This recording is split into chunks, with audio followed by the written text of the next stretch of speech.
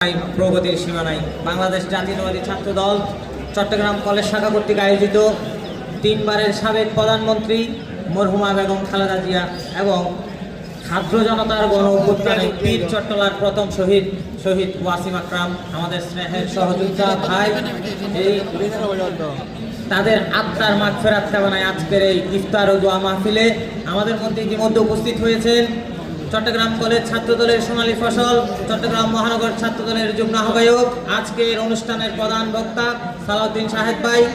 ইতিমধ্যেই উপস্থিত হয়েছে চট্টগ্রাম মহানগরের আওতাধীন বিভিন্ন থানা, কলেজ এবং বিভিন্ন প্রতিষ্ঠানের ইউনিভার্সিটির নেতৃবৃন্দ। এর মাঝখানে সময় স্বল্পতার কারণে আমাদের থেকে ইতিমধ্যেই বিদায় নিয়েছে চট্টগ্রাম মহানগর ছাত্র দলের বিপ্লবী আহ্বায়ক সাইফুল আলম ভাই।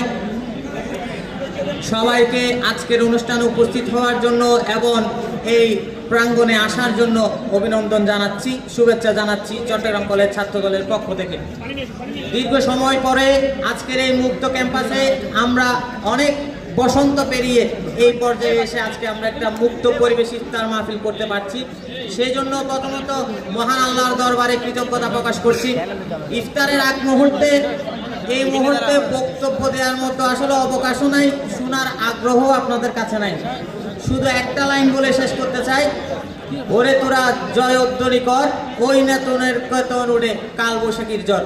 চট্টগ্রাম কলেজ ক্যাম্পাসে নতুন বারতা নিয়ে শহীদ ওয়াসিমের শহর যারা কালবৈশাখীর মতো আসছে এবং সাধারণ শিক্ষার্থীদেরকে পাশে নিয়ে আগামীর একটা সুন্দর শান্তিপূর্ণ সহাবস্থানের ক্যাম্পাসকে নির্মাণ করতে আমরা প্রতিজ্ঞাবদ্ধ।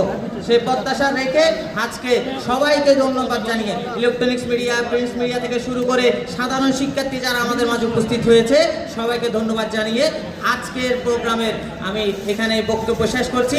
বাংলাদেশ জিন্দাবাদ, বাংলাদেশ জাতীয়তাবাদী ছাত্র দল জিন্দাবাদ, শহীদ ওয়াসিম অমর হোক। ধন্যবাদ সবাইকে।